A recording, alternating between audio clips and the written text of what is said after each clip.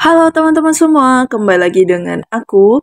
Udah lama banget kita nggak bahas soal kebidanan. Nah, untuk hari ini aku bakalan bahas kebidanan komunitas sesuai dengan request kalian. Tapi sebelum ke videonya, jangan lupa di like, comment, subscribe, dan nyalakan lonceng notifikasinya supaya kalian nggak ketinggalan video terbaru dari aku. Oke, tanpa lama-lama kita langsung aja baca ke soal nomor 1. Nyonya Hana, seorang ibu rumah tangga umur 36 tahun, G6P5A0, 6 bulan. Semua persalinan yang lalu dilakukan oleh dukun yang tidak terlatih. Ibu tidak pernah ber-KB, anak keempat tercatat sebagai balita BGM. Kebiasaan makan dengan nasi kecap, sedangkan anak kelima berusia 11 bulan belum pernah diimunisasi. Dan ibu masih memberikannya ASI. Di rumahnya terdapat banyak sampah, kecoak, dan tikus. Suami Nyonya Hana bekerja sebagai buruh tani. Dalam pengisian kohor ibu, jika diketahui kasus di atas merupakan kunjungan pertama ibu hamil dan dilaksanakan pada tanggal 16, maka ditulis dengan cara.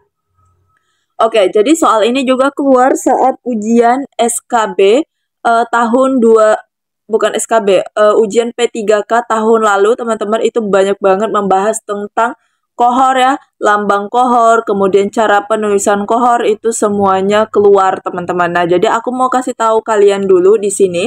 Nah, ada beberapa lambang kohor ya, teman-teman. Bisa kalian buka juga di Google, tapi aku bakalan spill beberapa dari opsi ini, teman-teman. Nah, ini dia, bisa kalian screenshot. Oke, kita kembali lagi ya, teman-teman. Jadi di sini adalah kunjungan pertama ibu hamil yang dilaksanakan pada tanggal 16. Kemudian usia kehamilannya adalah 6 bulan. Nah, 6 bulan itu masuk ke trimester berapa, teman-teman? Oke, ini tuh lebih dari trimester 1 ya. Jadi dia masuk ke K1 akses, teman-teman. Nah, tadi K1 akses itu logonya adalah bulat ya, teman-teman. Nah, ini menandakan K1 akses. K1 akses itu maksudnya adalah si ibu ini memeriksakan kehamilannya tidak pada trimester 1. Nah, seperti itu.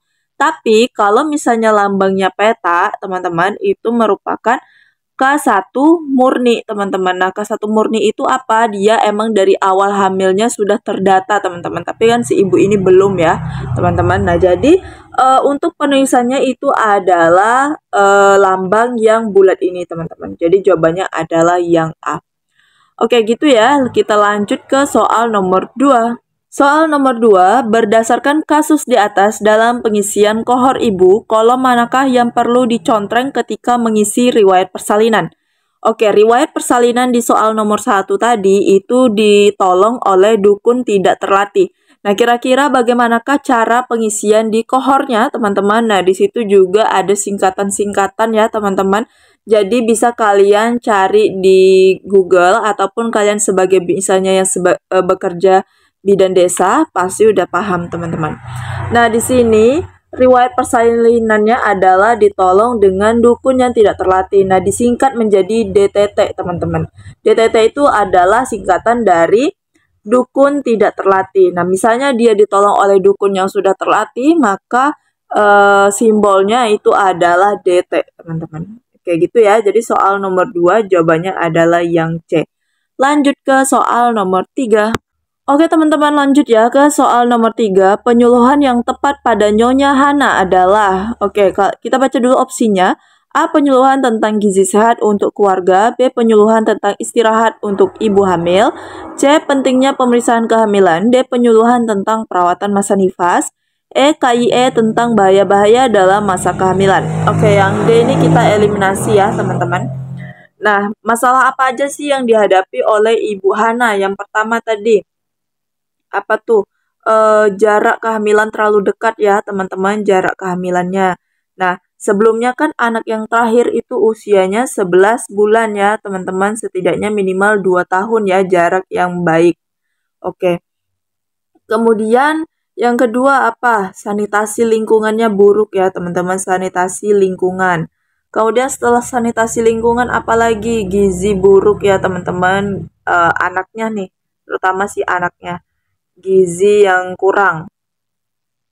Nah, tapi di sini kan adalah penyuluhan yang tepat pada Nyonya Hana. Jadi, ini penyuluhan difokuskan untuk si ibu hamil ini, teman-teman, ya. Jadi apa sih yang paling tepat nih penyuluhannya? Yaitu KIE tentang tanda bahaya-bahaya pada masa kehamilan. Karena apa? Karena jarak hamilnya yang terlalu dekat itu teman-teman, yaitu 11 bulan ya. Jadi organ reproduksinya itu belum sembuh secara sempurna tapi udah diisi lagi seperti itu. Nah, jadi itu harus dikasih tahu apa aja nih bahaya-bahaya pada masa kehamilan dengan jarak yang terlalu dekat seperti itu. Nah, kalau untuk penyuluhan tentang gizi sehat untuk keluarga itu kalau misalnya fokusnya ke balitanya teman-teman ya, seperti itu. Nah, tapi karena di sini penyuluhan yang tepat pada Nyonya Hana, jadi ini difokuskan untuk ibunya, makanya tentang tanda bahaya pada masa kehamilan, seperti itu teman-teman ya. Lanjut ke soal nomor 4. Oke teman-teman, lanjut ke soal nomor 4. Nah, ini tuh satu kesatuan ya soalnya dari kasus di atas tadi teman-teman. Nah, kira-kira faktor resiko pada Nyonya Hana adalah, oke apa nih? A. Bekerja sebagai buruh tani. B. Ekonominya rendah. C. Sanitasi buruk. D. Anak tidak diimunisasi. E. Jarak persalinan yang dekat. Oke, jadi yang termasuk faktor resiko untuk Nyonya Hana atau untuk ibu hamilnya adalah jelas yang E tadi ya, jarak persalinan yang dekat. Karena ini bisa mengancam nyawa ibunya, misalnya ibunya malas ANC ya, contohnya tiba-tiba nanti bisa anemia ibunya. Kalau udah anemia jadi kebayanya IUGR ya teman-teman, BBLR bisa juga, prematur bisa juga, abortus bisa juga, kemudian perdarahan saat melahirkan juga bisa. Seperti itu, banyak sekali resiko-resikonya teman-teman. Jadi di sini yang termasuk faktor resiko ya teman-teman itu adalah jarak persalinan yang dekat teman-teman gitu ya. Jadi soal nomor 4 jawabannya adalah yang E.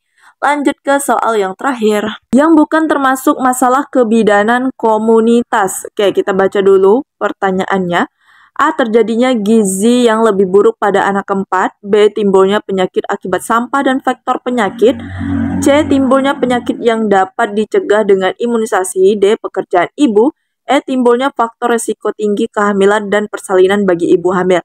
Nah, ini soalnya masih nyambung ke kasus nomor 1 nih teman-teman. Jadi 5 soal ini berkaitan dengan satu kasus di atas tadi. Nah, jadi yang bukan termasuk masalah kebidanan komunitas itu yang mana? Yang A itu masuk ke masalah kebidanan komunitas soal gizi ya teman-teman. Kemudian yang B timbulnya penyakit akibat sampah dan faktor ini juga teman-teman masuk ke masalah kebidanan komunitas ya. Karena komunitas itu semua yang dibahas ya teman-teman tentang kesehatan keluarga ya, bayi, balita, ibu hamilnya, semua teman-teman. Bahkan juga dengan lingkungannya. Oke, kemudian pekerjaan ibu. Pekerjaan ibu itu bukan masalah kebidanan komunitas ya teman-teman. Jadi tidak perlu dibahas di kebidanan komunitas ini. Kemudian yang C belum kita bahas. Timbulnya penyakit yang dapat dicegah dengan imunisasi. Nah, ini juga masuk ke pelayanan kebidanan komunitas teman-teman. Kalau yang E, timbulnya faktor resiko tinggi kehamilan dan persalinan bagi ibu hamil. Nah, ini juga jelas ya merupakan pelayanan kebidanan komunitas. Jadi yang tidak termasuk itu adalah pekerjaan ibu, teman-teman. Yaitu bukan merupakan pelayanan kebidanan komunitas. Itu lebih ke privasi masing-masing ya, teman-teman. Oke teman-teman, segitu aja 5 soal dari aku. Semoga bisa membantu persiapan P3K kalian tahun ini. Dan yang mau try out nih, coba-coba try out untuk mengetahui sejauh mana kemampuan atau kapasitas kalian selama belajar, teman-teman aku sarankan untuk bergabung ke try out Sobat P3K. Di situ udah lengkap banget seperti CAT-nya BKN, udah ada waktunya, udah ada kunci jawabannya langsung, pembahasannya juga teman-teman, dan nilainya langsung keluar. Jadi itu so simple dan juga bagus untuk kalian yang mau persiapan P3K. Dan selain itu untuk kumpulan soal itu ada di ebook terbaru aku. Untuk kalian yang mau order silakan hubungi nomor WhatsApp yang udah aku cantumin di description box aku. Kemudian untuk info bimbel itu masih dalam tahap persiapan. Kalau udah selesai aku bakalan infoin ke kalian lagi. Oke teman-teman, sekian dari aku. Terlebih terkurang aku mohon maaf. Dan juga terima kasih yang udah nonton dan yang udah subscribe juga. Yang belum subscribe jangan lupa di subscribe. Dan sekian dari aku, see you next video. Bye bye.